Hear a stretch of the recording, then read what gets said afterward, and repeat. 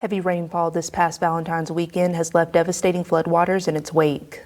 In Raleigh County, emergency crews are now assessing the damage and hoping to secure federal assistance for those affected.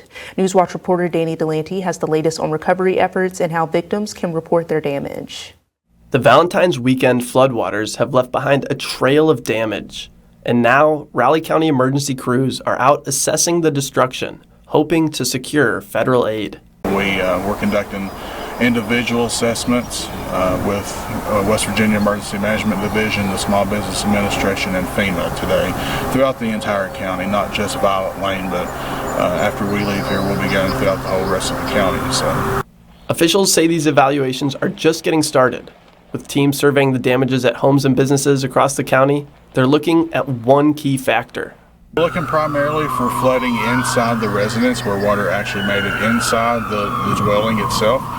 There are some minor classifications for crawl spaces and basements. It just depends on what kind of damage the family experienced. Officials say they are hopeful for FEMA assistance, but it's too early to tell. It's hopeful too, but we're just starting. This is the first street that we've been on today.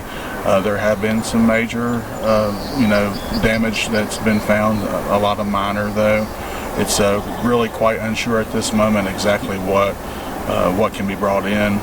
At the height of the storm, there was an evacuation attempt at Violet Lane. High waters forced the evacuation to abort, and Raleigh County's 911 center was overwhelmed with calls, handling hundreds in a matter of hours. Violet Lane, we had to evacuate that area, and during the process of evacuating that street, the water got too high, so we had to call off that evacuation. During the first night of the storm, we answered 640 911 calls that day. 8 dispatchers on duty, and we was all answering phones, but we never missed the first 911 call. Now, officials are urging flood victims to report their damages online.